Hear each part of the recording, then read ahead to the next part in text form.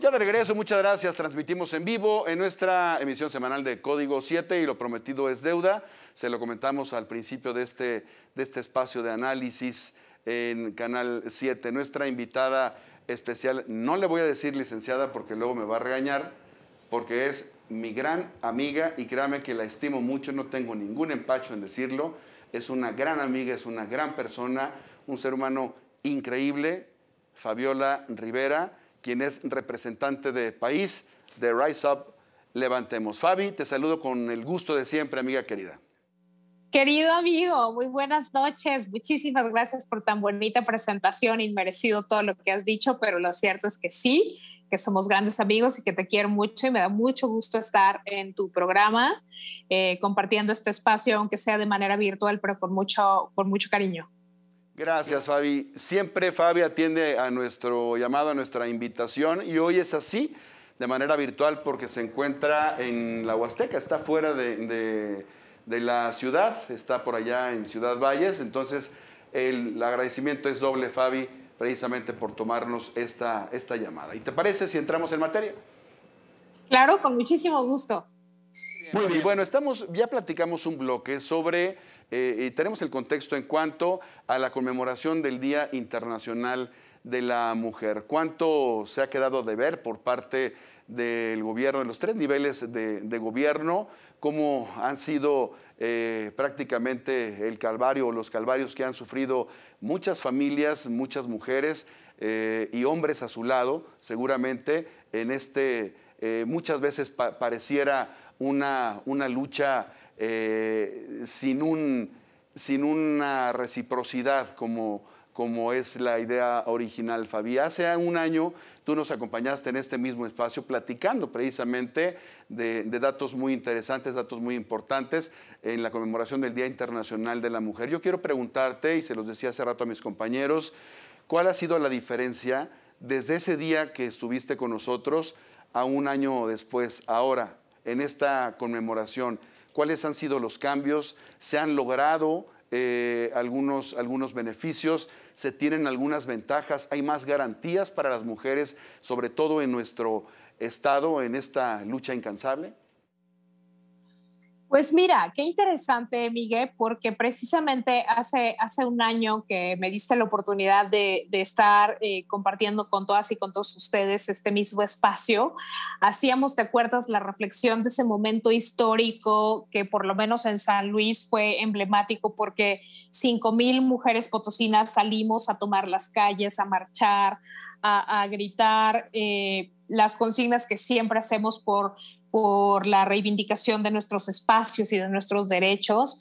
Fue una marcha sin precedentes, un momento que nos llenaba de mucho gusto y de mucha euforia y que este año no pudo ser, ¿no? Pero al margen de esto que implicó como aquel momento tan histórico y tan importante, yo creo que la pandemia la pandemia de COVID vino a hacernos más visible la otra pandemia, la que ya sabíamos que existía, pero que intentábamos tener soterrada o no tan visibilizada, pero que la COVID nos la echó en la cara, que fue sin duda alguna el recrudecimiento de la violencia familiar, ¿no?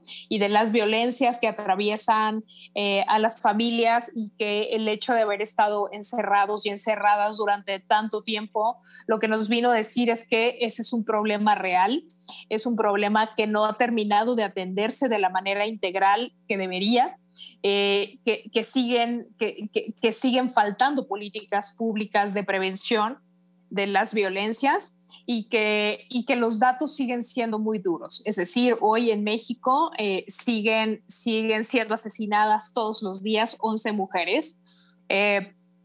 San Luis Potosí no ha sido la excepción en feminicidios a lo largo de 2020 y de lo que va de 2021, de modo tal que si tú me preguntas, ¿algo ha cambiado de hace un año a la fecha? Yo te diría seguramente sí, porque hoy hay más violencias que hace un año, ¿no? Y no es porque quizá haya más, sino porque justamente el confinamiento vino a ponerlas sí sobre la mesa, vino a hacerlas más visibles, pero también vino a decirnos que esta sigue siendo una asignatura pendiente, como ya lo era antes, que sigue sin atención, pero que esta vez ya es innegable. Y es urgente atenderla. Yo creo que yo partiría de ahí como un primer saque de lo que ha cambiado de hace un año a la fecha. Gracias, Fabiola Rivera, tu servidor Luis de Regil. Un gusto tenerte de nueva cuenta aquí de manera virtual, y hacías bien referencia hace un año.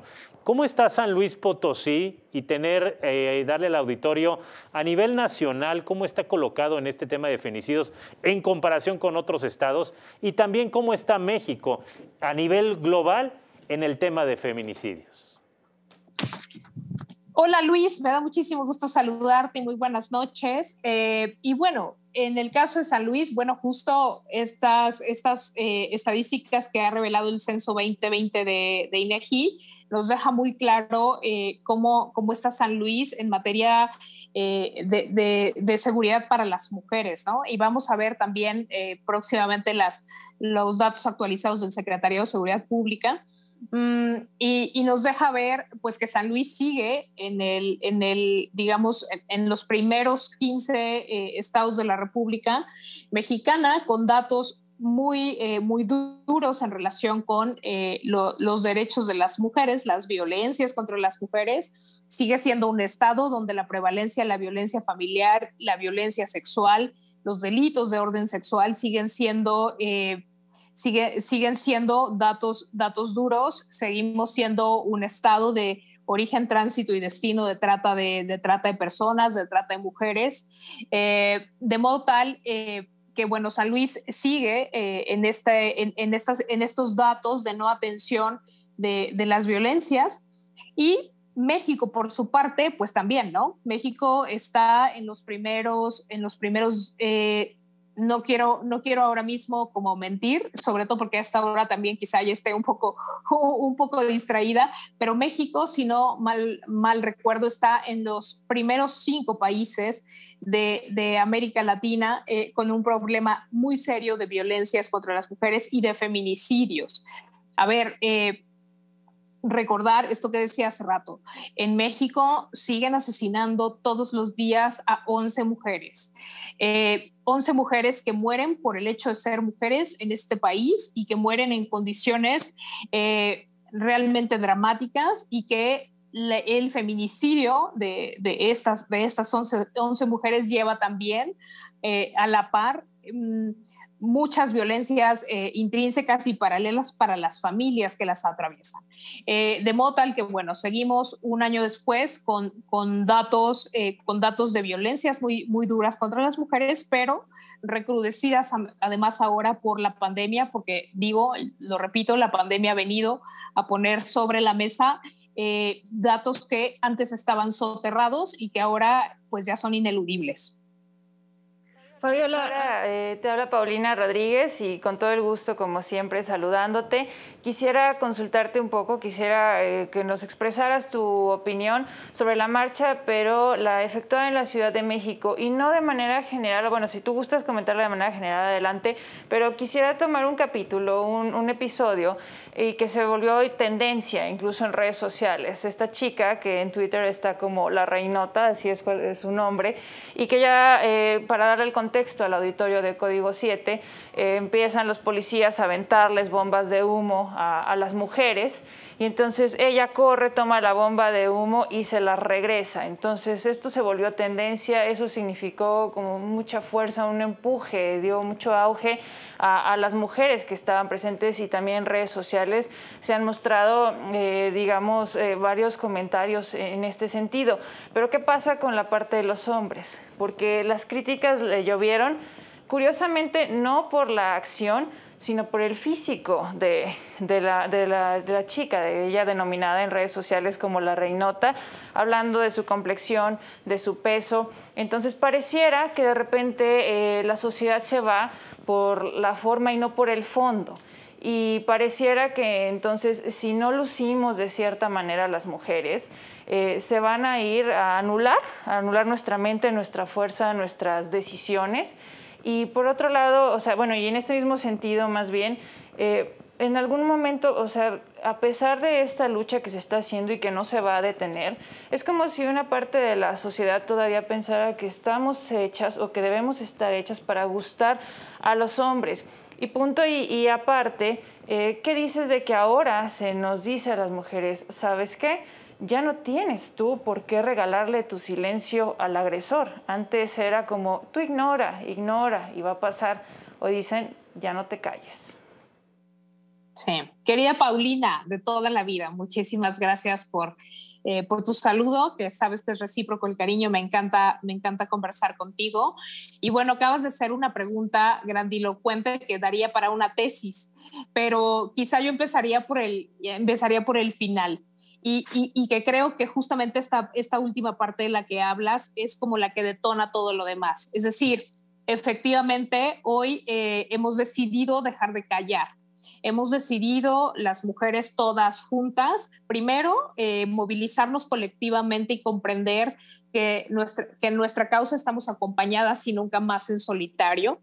Y que este acuerpamiento que nos hacemos todas, pues lo que trae aparejado es el romper el silencio, el que los abusadores, el que los victimarios, el patriarcado sea cada vez más visible. Y justo eso es lo que ocurre ahora en el contexto de la protesta de Ciudad de México y esta forma rediseñada de manifestarse y de manifestarnos todas las mujeres que estamos en esa causa representadas como lo hicieron en Ciudad de México, ¿no?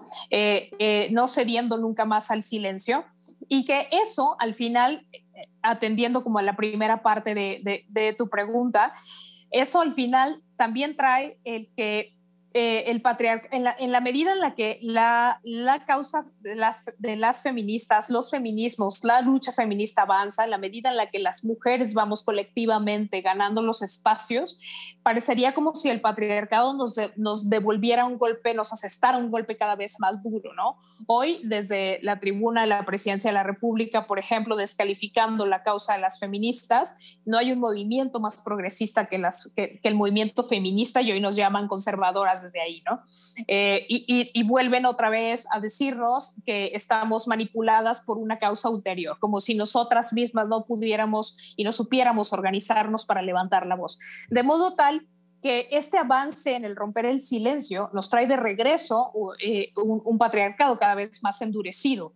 Y por eso es que se va volviendo más duro en la crítica que hemos tenido siempre, y en estas ganas que tienen de seguir perpetuando el patriarcado desde la estereotipación de nuestros cuerpos, ¿no?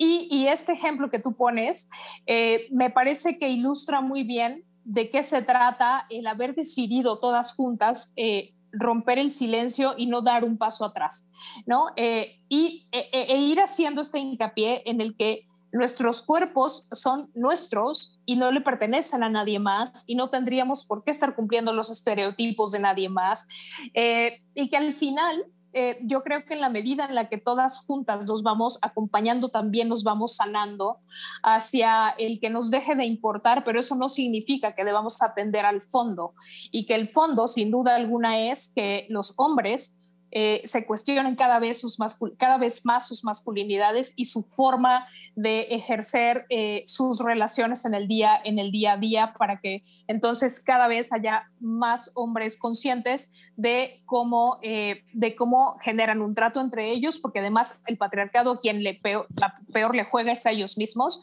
y me parece que este tipo de causas también abonan a la autorreflexión para ellos.